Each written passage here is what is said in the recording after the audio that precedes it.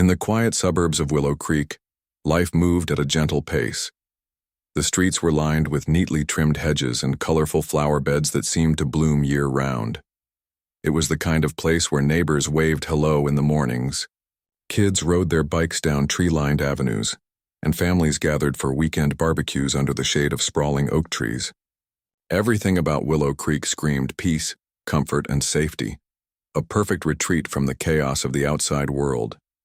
For Sarah Thompson, moving back to this serene neighborhood felt like coming full circle. After spending 2 decades serving her country as part of an elite military unit, she had decided it was time to step away from the adrenaline-fueled missions and the constant danger that came with them. Now retired, Sarah wanted nothing more than to live a simple, quiet life while caring for her aging mother, who still resided in the same house where Sarah grew up. Her teenage daughter, Emily, was also adjusting well to their new surroundings. A bright and athletic girl, Emily quickly made friends at school and joined the local track team, finding joy in the simplicity of small-town living.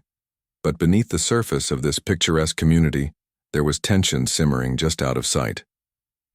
The Homeowners Association, HOA, ruled Willow Creek with an iron fist, enforcing strict rules designed to maintain the neighborhood's pristine appearance.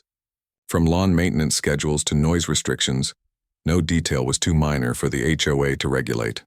And to ensure compliance, they employed private security guards who patrolled the streets day and night, keeping a watchful eye on residents, and issuing warnings or fines for even the slightest infractions. These guards weren't police officers. They didn't have badges or official training beyond what the HOA provided, yet they carried themselves with an air of authority, often wearing uniforms that vaguely resembled those of law enforcement. To many residents, they were seen as a necessary nuisance, annoying but ultimately harmless. Few people questioned their presence because, after all, they were just doing their job. Or so everyone thought. One sunny afternoon, the tranquility of Willow Creek was briefly interrupted by the rhythmic sound of a basketball bouncing against pavement. Emily stood in the driveway practicing her free throws. She loved playing basketball, and her coach had encouraged her to work on her shooting accuracy during her free time. So, with headphones plugged into her ears, she focused intently on each shot, oblivious to the fact that her activity might draw unwanted attention. As the minutes passed, an unmarked SUV slowly rolled down the street and came to a stop near the Thompsons' driveway.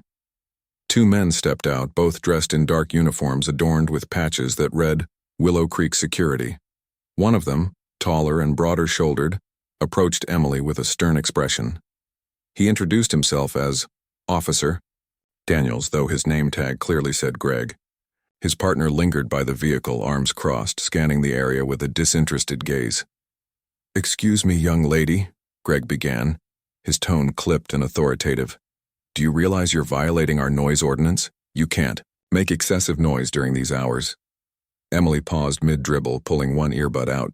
Confusion flickered across her face. "Noise ordinance," she repeated, glancing around as if searching for some hidden sign that explained the rule. "I'm just playing basketball. How is that excessive noise?" Greg's jaw tightened. Clearly, he wasn't used to being questioned.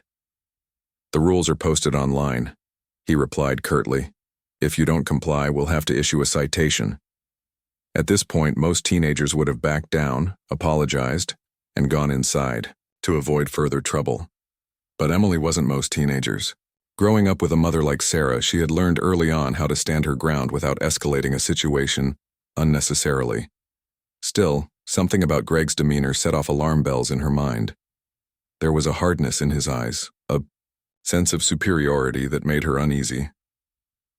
"I'm not breaking any laws," Emily said firmly, her voice steady despite the knot forming in her stomach. "And I'm not disturbing anyone. Look around, you don't see anyone complaining, do you?" Greg's patience was wearing thin. He took a step closer, his hand instinctively moving toward the holster strapped to his belt. The second guard, sensing the growing tension, shifted slightly, his posture becoming more alert. For a moment, everything seemed to freeze. The sound of the basketball hitting the pavement echoed loudly in the sudden silence. Unbeknownst to the guards, Emily's reaction wasn't born out of defiance or arrogance. It was rooted in years of preparation. Her mother, Sarah, had always believed in equipping her children with the tools they needed to navigate the world safely. Whether it was teaching them basic self-defense moves, showing them how to identify potential threats, or explaining the importance of staying calm under pressure, Sarah had instilled a deep sense of resilience in her kids. Even at 16, Emily understood the dynamics of power and control better than most adults. Despite her composure, Emily couldn't ignore the sinking feeling in her gut as Greg's fingers brushed against the grip of his weapon. This wasn't supposed to happen in Willow Creek. This wasn't supposed to happen anywhere. She glanced toward the house, hoping her mom would return soon.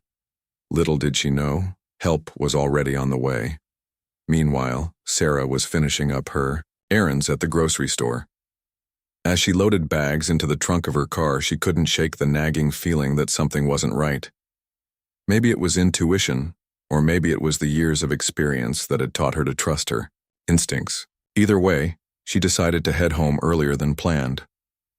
When Sarah turned onto her street, the first thing she noticed was the unfamiliar SUV parked near her driveway. Then she saw the two men standing uncomfortably close to her daughter. Her heart skipped a beat. Years of training kicked in immediately, sharpening her focus and steadying her nerves. She parked her car a few houses away, giving herself a moment to assess the situation before approaching. What happened next would change the dynamics of Willow Creek forever, and leave the HOA scrambling to regain control of a narrative spiraling rapidly out of their grasp. As Sarah approached her driveway, her mind raced with questions. Why were these men standing so close to Emily? Why did one of them have his hand near his holster? And why did the entire situation feel so wrong? Years of military training had taught her to read body language quickly and accurately, and every signal she was picking up screamed that this wasn't a routine interaction. These weren't friendly neighborhood security guards. They were escalating a minor issue into something far more dangerous. Sarah's calm demeanor masked the storm brewing inside her. She walked steadily toward the group, her eyes scanning the scene. Emily stood frozen, her basketball clutched tightly in one hand, her other hand gripping the earbud she'd pulled out. Her daughter's face was pale but composed, evidence of the lesson Sarah had drilled into her over the years. Stay calm. Assess the situation. Don't let fear cloud your judgment. It seemed Emily had internalized those words well. Greg, the taller guard, turned his attention to Sarah as she approached. His posture shifted slightly, his chest puffing out as if trying to assert dominance. "Ma'am," he began, his tone clipped and authoritative. "Your daughter is violating our noise ordinance. We've asked her to stop making excessive noise during quiet hours." Sarah stopped a few feet away, her expression neutral but her eyes sharp.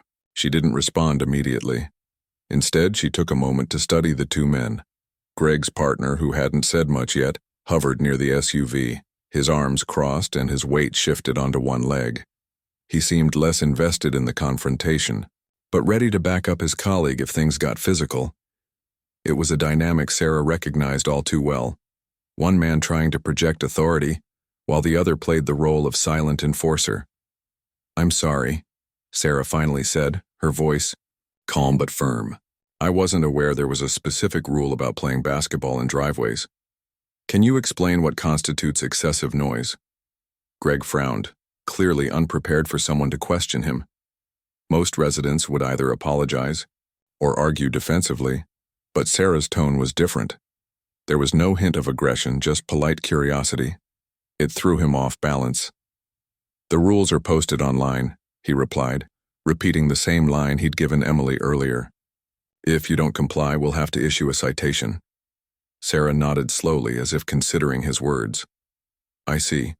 And how exactly does dribbling a basketball qualify as excessive noise? I mean, it's not like she's using a chainsaw or blasting music at full volume." Her logical response caught Greg off guard. He opened his mouth to reply but hesitated, unsure how to justify his position without sounding unreasonable.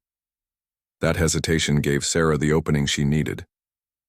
She stepped closer, maintaining eye contact but keeping her movements deliberate and non-threatening. "Look," she said, her voice still calm. "My daughter is just practicing her sport. She's not disturbing anyone. If there's a problem, we can discuss it reasonably. But pulling a weapon on a child? That's unacceptable. At the mention of a weapon, Greg stiffened. I didn't pull anything, he snapped, though his earlier movement toward his holster suggested otherwise. His partner shifted uncomfortably, glancing between Sarah and Greg as if sensing the situation was spiraling out of control. Sarah didn't rise to the bait. Instead, she tilted her head slightly, studying Greg with an intensity that made him squirm. You may not think you pulled your weapon, she said evenly, but my daughter saw your hand move toward it. That's enough to make anyone uneasy, especially when you're dealing with a teenager who hasn't done anything wrong. For a moment, Greg looked like he wanted to argue, but something in Sarah's demeanor stopped him. Maybe it was the way she carried herself, confident, grounded, and utterly unflappable. Or maybe it was the subtle shift in her stance, a slight adjustment of her feet that hinted at readiness without being overtly threatening. Whatever it was, it sent a clear message. This woman wasn't someone to be pushed around. Deciding to change tactics, Greg tried to intimidate her instead. Listen, ma'am, he said, his voice dropping lower. We're just doing our job. You might not like it, but these are the rules. If you keep causing trouble, we'll have to escalate this. Sarah raised an eyebrow, her lips curving into the faintest hint of a smile. It wasn't a friendly smile. It was the kind of smile that said she knew something the other person didn't. Escalate? She repeated softly.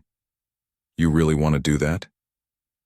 Greg blinked, momentarily thrown by her confidence. What's that supposed to mean? He demanded. Sarah leaned in slightly, her voice dropping to a conversational tone that somehow carried more weight than shouting ever could. Let me tell you something, she said, her gaze locking onto Greg's. I spent 20 years in the military. I've been in situations you couldn't even imagine, so if you think waving around a badge and pretending to be tough is going to scare me, or my daughter, you're sorely mistaken. The air seemed to still as her words sank in. For a second, Greg just stared at her, his mouth slightly open. Then his partner spoke up for the first time, his voice tinged with unease. Wait, you're saying you're ex-military? Retired Delta Force operator, Sarah confirmed, her tone matter-of-fact. Beside her, Emily straightened, a flicker of pride crossing her face. She'd always known her mom was extraordinary, but hearing her say it aloud in such a charged moment filled her with admiration.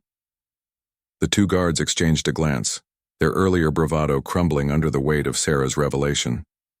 They had walked into this situation thinking they were dealing with an ordinary suburban family, a teenage girl shooting hoops and her presumably clueless mother. Instead, they found themselves face to face with someone who could dismantle them, literally and figuratively in seconds. Greg cleared his throat, suddenly looking uncomfortable. We didn't know, he started, trailing off awkwardly. That's obvious, Sarah interrupted, her voice frosty now. But here's the thing. Ignorance isn't an excuse. Pulling a weapon on a child is never acceptable, no matter who you think you're dealing with. Now, I suggest you leave before this gets any worse, for both of us. The guards hesitated, their earlier bluster completely gone. Finally, Greg muttered something about filing a report and retreated to the SUV, his partner following closely behind. As they drove away, Sarah let out a slow breath, her shoulders relaxing slightly. The immediate threat was over, but she knew this wasn't the end of the story. Turning to Emily, she placed a reassuring hand on her shoulder. Are you okay? She asked gently. Emily nodded, though her hands were still trembling slightly. Yeah, I'm fine, thanks to you. Sarah smiled, brushing a strand of hair out of her daughter's face. You handled yourself really well, kiddo. I'm proud of you. For a few moments, they stood together in silence, watching the SUV disappear down the street. But deep down, Sarah knew this incident wouldn't fade quietly. Word would spread through Willow Creek about what had happened, and the HOA's iron grip on the neighborhood was about to face its biggest challenge yet. The moment the SUV disappeared around the corner, Sarah turned to Emily with a mix of relief and determination in her eyes. We're not done here, she said firmly, her voice low but steady. Emily nodded, understanding that this wasn't just about what had happened in their driveway. It was about setting boundaries for the entire community. If something like this could happen to them, it could happen to anyone else in Willow Creek. And Sarah wasn't going to let that slide. As they walked inside the house, Sarah's mind was already racing through the next steps. She knew how these kinds of situations worked. The HOA would try to downplay the incident, maybe even deny responsibility altogether. But Sarah had faced far bigger challenges in her life than dealing with overzealous security guards. This time she wasn't backing down without a fight. The neighborhood reacts. Word spread quickly in Willow Creek. By the end of the day, nearly everyone on the block had heard about the confrontation between the Thompsons and the HOA guards. Some neighbors stopped by to express their support, shaking their heads in disbelief at the guards' actions. Others whispered behind closed doors, unsure whether to side with the HOA or the family who claimed they'd been wronged. One neighbor, Mrs. Peterson, knocked on Sarah's door later that evening. A retired schoolteacher in her late 60s, she had always been one of the more outspoken critics of the HOA's strict policies. "I'm so sorry this happened to you," she said as Sarah invited her inside. "Those guards have been getting out of hand lately. I've seen them harass other families too, but no one ever says anything because they're afraid of retaliation." Sarah listened intently, nodding along. "That's exactly why we can't stay quiet," she replied, her tone resolute. "If we don't speak up now, it'll only get worse. People need to know they have rights and that the HOA doesn't get to act like a private police force." Mrs. Peterson hesitated, glancing toward Emily, who sat quietly on the couch scrolling through her phone. "Are you sure you want to take this on?" she asked cautiously. "The HOA board isn't going to go down without a fight. They've got lawyers, connections, money." Sarah smiled, though there was steel behind her expression. "Let them bring it," she said simply. "They picked the wrong family to mess with." Taking action. The next morning, Sarah called a lawyer recommended by a friend from her military days. His name was Mark Reynolds, a seasoned attorney who specialized in civil rights cases and had experience taking on powerful organizations. After hearing Sarah's account of the incident, he agreed to take on the case pro bono, recognizing its potential to set an important precedent. "From what you've told me," Mark explained during their first meeting, "this isn't just about your family. It's about accountability, holding the HOA responsible for hiring untrained, poorly vetted security personnel who abuse their power. We'll file a formal complaint against both the HOA and the security company. If necessary, we'll escalate it to a lawsuit." Sarah nodded, feeling a surge of confidence. Having someone like Mark in her corner made her feel less alone in this battle. Together, they drafted a detailed letter outlining the incident, attaching photos of the guards' uniforms, which misleadingly resembled law enforcement gear, and screenshots of vague noise ordinances posted online. They sent copies to the HOA, board, the security company, and local news outlets. Meanwhile, Sarah decided to address the issue directly within the community. She reached out to several neighbors, inviting them to a casual gathering at her house to discuss the situation. More than a dozen people showed up, including some who had previously kept their distance from activism. As they sat in her living room sipping coffee, Sarah shared her story, emphasizing the importance of standing together against unchecked authority. "We all pay dues to live here," she reminded them, "but that doesn't mean we should tolerate bullying or intimidation. If we don't push back now, they'll keep pushing harder." Her words resonated deeply, especially with parents who worried about their own children facing similar treatment. One father spoke up, recalling how the guards had once threatened to tow his son's car for parking slightly over the curb line. Another neighbor described being fined $500 for leaving holiday decorations up past January 15th. Slowly but surely, the group began to coalesce around the idea of demanding change. Confrontation with the HOA. A week later, Sarah attended an emergency HOA board meeting, accompanied by Mark and several supportive neighbors. The room buzzed with tension as residents packed into the small community center where the meetings were held. At the front of the room sat the 5-member HOA board, looking visibly uncomfortable under the weight of public scrutiny. When it was Sarah's turn to speak, she stood calmly, addressing the board with the same poise and clarity she'd shown during her military career. "What happened in my driveway wasn't just a misunderstanding," she began. "It was a gross misuse of power, one that could have ended tragically. These guards aren't trained professionals. They're hired hands with badges and guns. And yet they're allowed to patrol our streets, intimidate our families, and enforce arbitrary rules without oversight."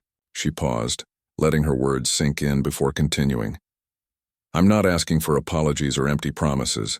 I'm asking for real change, better training for security personnel, clearer guidelines for acceptable conduct, and transparency in how complaints are handled. If the HOA refuses to make these changes, then perhaps it's time for us as residents to reconsider whether this organization truly serves our best interests." Her speech earned applause from the crowd, leaving the board members visibly shaken. For years they had operated behind closed doors, assuming residents would either comply or stay silent. Now, faced with organized resistance, they realized they couldn't ignore the growing backlash.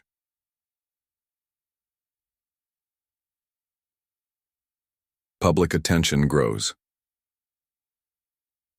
Local news outlets picked up the story shortly after the meeting, dubbing it "Delta Mom versus Overzealous Guards." Reporters interviewed Sarah, highlighting not only her decorated military career but also the broader issues surrounding privatized neighborhood security.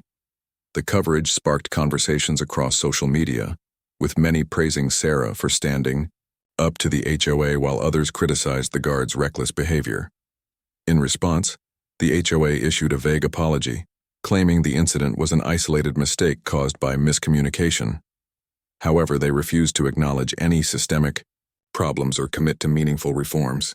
Their half-hearted attempt at damage control only fueled further outrage among residents. Behind the scenes, Mark worked tirelessly to gather evidence supporting Sarah's case. He obtained records showing numerous complaints filed against the security company over the past year, ranging from aggressive behavior to illegal searches. Armed with this information, he prepared to file a lawsuit unless the HOA took immediate corrective action. A turning point. As pressure mounted, cracks began to form within the HOA itself. 2 board members resigned, citing personal reasons, while others pushed for an independent audit of the security company's practices. Faced with mounting legal fees and the threat of negative publicity, the remaining board members reluctantly agreed to terminate their contract with the security firm and implement stricter oversight measures. For Sarah and her neighbors, it was a hard-fought victory, but one that came with a renewed sense of unity and purpose. What started as a single incident in a quiet suburban driveway had grown into a movement for accountability and justice. And though the road ahead wouldn't be easy, Sarah knew they had taken the first crucial step toward creating a safer, fairer community for everyone. The fallout from the confrontation in Sarah's driveway rippled through Willow Creek like a shockwave. What had started as a tense but isolated incident quickly spiraled into a full-blown reckoning for the Homeowners Association, HOA, and its security practices. The HOA board, once seen as untouchable guardians of order, now found themselves under intense scrutiny, not just from residents but also from local media, legal authorities, and even neighboring communities watching how things unfolded. The aftermath of public pressure. In the days following the emergency HOA meeting, public pressure mounted exponentially. Local news outlets continued to cover the story, dubbing it "Delta Mom versus Overzealous Guards," and turning Sarah into something of a reluctant hero. Reporters highlighted her military background, emphasizing that she wasn't just any suburban mom. She was a retired Delta Force operator who knew exactly what abuse of power looked like. Her calm yet firm demeanor during interviews resonated with viewers, many of whom expressed outrage over the guards' actions. Social media played a significant role in amplifying the story. Neighbors began sharing their own experiences with the HOA's security team, recounting instances of harassment, intimidation, or unfair fines. One woman described being threatened with eviction because her mailbox didn't match the approved design. Another shared how guards had followed her teenage son home after he accidentally drove 5 miles over the speed limit in the neighborhood. These stories painted a picture of an organization more concerned with control than community safety. As the narrative shifted against them, the HOA scrambled to contain the damage.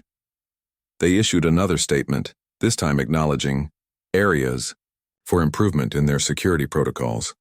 But vague promises weren't enough to quell the growing backlash. Residents demanded concrete action, and they weren't willing to settle for anything less.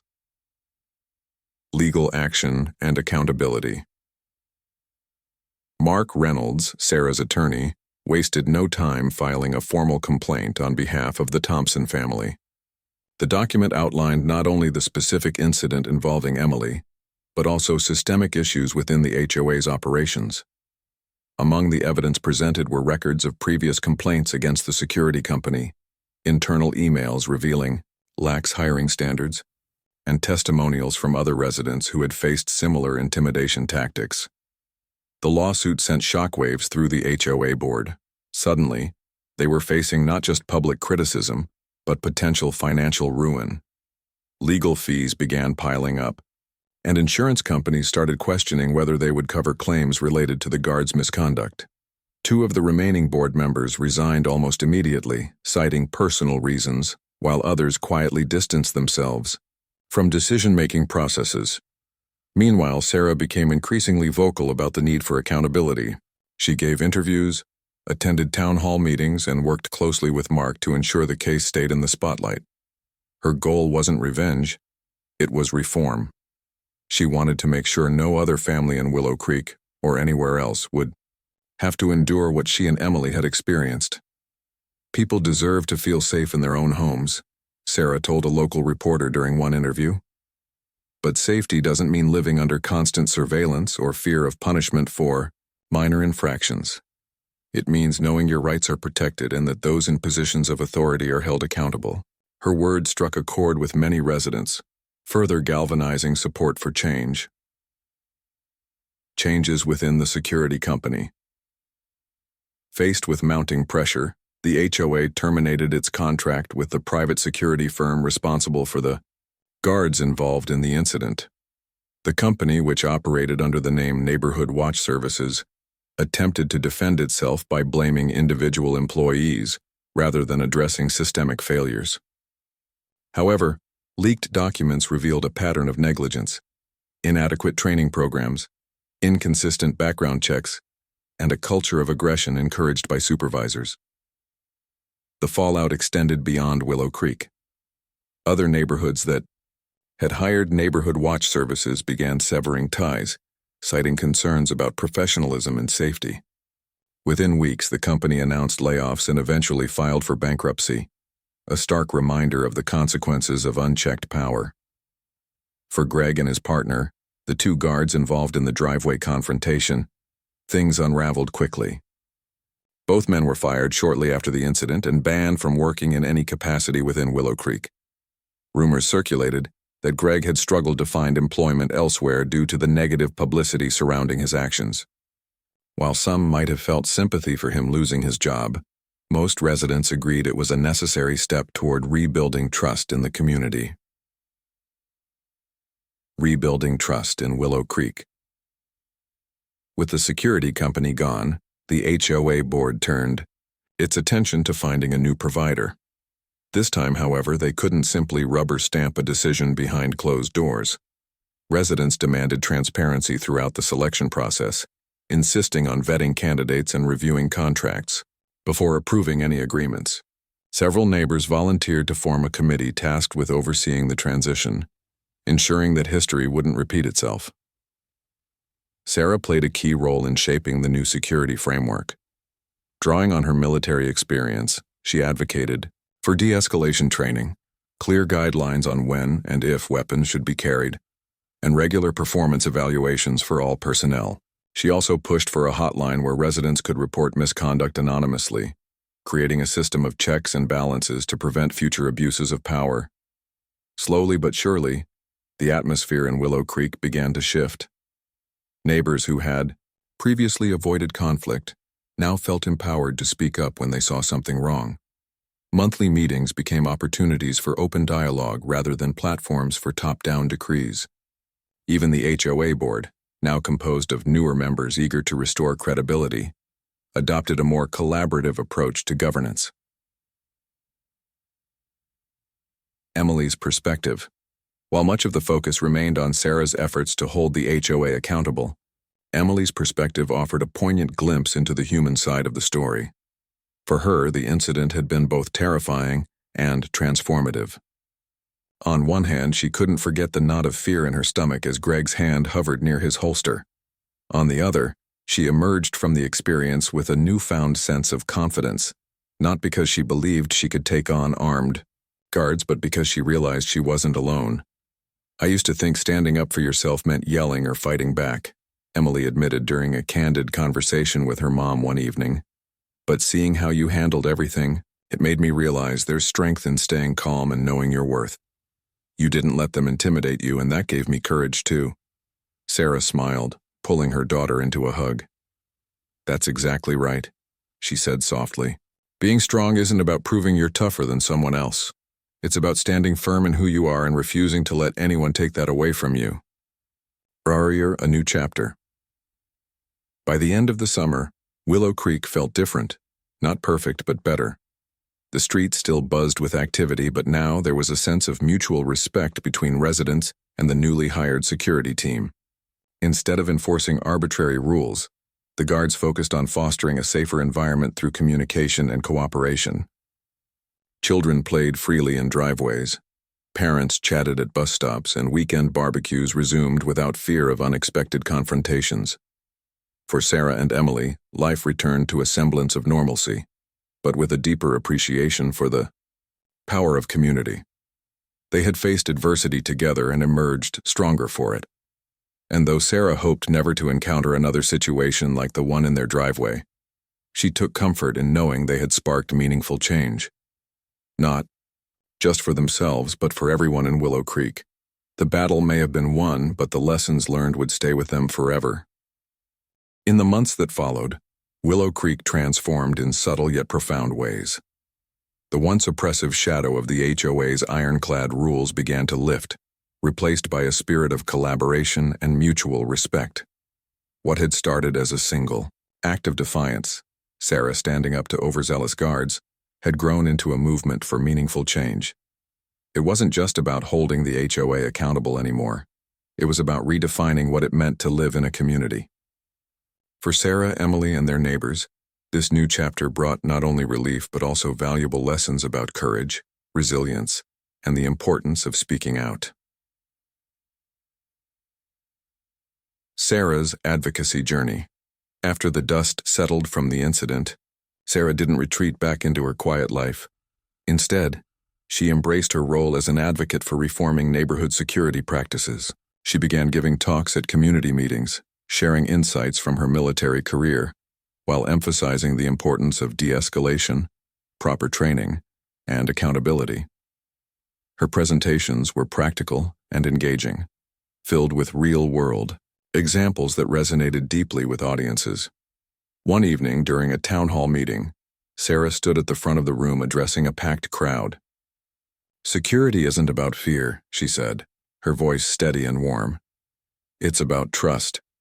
When you hire someone to patrol your streets or enforce your rules, you're entrusting them with a huge responsibility, the safety and well-being of your families. If they abuse that trust, everyone suffers." Her message struck a chord with residents, many of whom nodded in agreement. Some even approached her afterward to thank her personally for shining a light on issues they'd long ignored. One elderly woman clasped Sarah's hands tightly, tears glistening in her eyes. "You've given us our neighborhood back," she whispered. "Thank you." Encouraged by the positive response, Sarah expanded her advocacy beyond Willow Creek. She partnered with local organizations to host workshops on conflict resolution and leadership, teaching participants how to navigate difficult situations without resorting to aggression. She also collaborated with Mark Reynolds, her attorney, to draft guidelines for other communities looking to overhaul their security systems. These efforts earned her recognition far beyond the suburbs, with invitations to speak at conferences and panels across the state. Despite her growing reputation, Sarah remained humble. "I'm not doing anything special," she often said when praised. "I'm just reminding people that we all have the power to make things better, if we're willing to stand up and say something."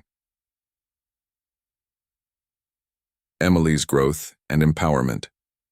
For Emily, the incident marked a turning point in her young life. While she would never forget the fear of seeing Greg reach for his holster, she also couldn't ignore the pride she felt watching her mother handle the situation with such grace and strength. That moment planted a seed within her, a realization that bravery wasn't about being fearless. It was about facing fear head-on and refusing to let it control you. Over time, Emily channeled those feelings into action. At school, she joined a leadership program designed to empower students to address social issues in their communities. Inspired by her mom's example, she focused on topics like bullying prevention and conflict resolution, organizing workshops and discussions that encouraged her peers to speak up when they saw injustice. One afternoon, after leading a particularly successful session, Emily received heartfelt feedback from one of her classmates. "I always thought I had to deal with problems on my own," the girl admitted. "But hearing you talk about standing together, it made me realize I don't have to face everything alone." Those words stayed with Emily long after the bell rang, reinforcing the idea that small actions could create big ripples. Though she still loved basketball and hanging out with friends, she found herself drawn to causes that mattered, causes that reminded her of the values her mom had instilled in her from a young age. At home, Sarah watched her daughter blossom with quiet admiration.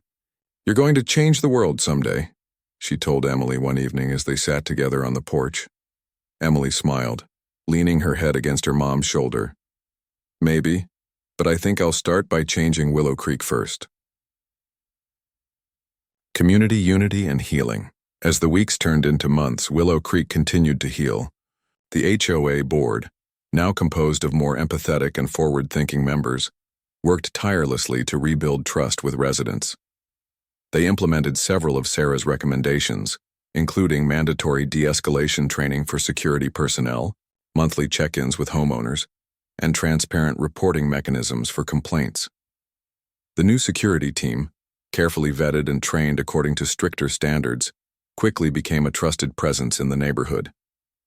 Unlike their predecessors, these guards prioritized building relationships with residents rather than enforcing arbitrary rules. Children waved at them as they passed by in their patrol cars, and parents greeted them warmly at community events. Slowly but surely, the fear that had lingered after the incident began to fade. To celebrate their progress, the neighborhood organized a Unity Day event, an annual gathering aimed at fostering connection and celebrating diversity. Residents set up booths showcasing their talents, hobbies, and cultural backgrounds, turning the park into a vibrant tapestry of colors, sounds, and flavors. Kids ran around laughing, while adults mingled over plates of homemade food and cups of lemonade. At the center of it all stood Sarah and Emily, side by side, manning a booth dedicated to safety education. Together, they handed out pamphlets and answered questions about conflict resolution and self-defense techniques. Watching them interact, it was clear that their bond had only grown stronger through everything they'd endured. "This feels good," Emily said softly, glancing around at the smiling faces surrounding them. "Like we're finally part of something bigger." Sarah nodded, her eyes twinkling with pride. "That's what community is all about, kiddo. We're stronger when we work together." Lessons learned. Looking back on the entire ordeal, Sarah reflected on the lessons she and Emily had learned, not just about standing up to authority, but also about the importance of kindness, patience, and perseverance. Change didn't happen overnight, and it certainly wasn't easy. But every step forward, no matter how small, brought them closer to creating a safer, fairer environment for everyone. She also recognized the value of humility. Despite her background as a Delta Force operator, Sarah knew she couldn't have achieved any of this alone. It took a village, neighbors willing to share their stories, lawyers ready to fight for justice, and a daughter brave enough to remind her that strength came in many forms. For Emily, the experience taught her that courage wasn't inherited, it was cultivated. Growing up with a mom like Sarah had given her a unique perspective on what it meant to lead with integrity and compassion. And though she might not follow in her mother's footsteps professionally, she carried those lessons with her wherever she went. A legacy of strength. By the end of the year, Willow Creek had become a model for other neighborhoods grappling with similar challenges. Articles about the community's transformation appeared in local newspapers, highlighting the collaborative efforts that had turned tension into unity. Sarah's name often came up in these stories, not as a hero, but as a catalyst, a spark that ignited a flame of change. But for Sarah, the real victory lay not in headlines or accolades, but in the everyday moments that reminded her why she'd fought so hard. Seeing kids play freely in driveways, hearing laughter echo through the streets, and knowing that her family had played a part in making it possible, that was reward enough. As winter approached and the leaves turned golden, Sarah and Emily stood, together in their driveway, watching the sun dip below the horizon. The memory of that tense afternoon lingered faintly, like a scar that had healed but left its mark. Yet instead of bitterness, there was gratitude. For each other, for their neighbors, and for the resilience that had carried them through. You. No, Sarah said, breaking the comfortable silence. We did good, Em. Real good. Emily grinned, tossing her basketball toward the hoop one last time before night fell. Yeah, Mom, we sure did. And with that, they turned and walked, back inside, ready to face whatever challenges and triumphs the future might hold.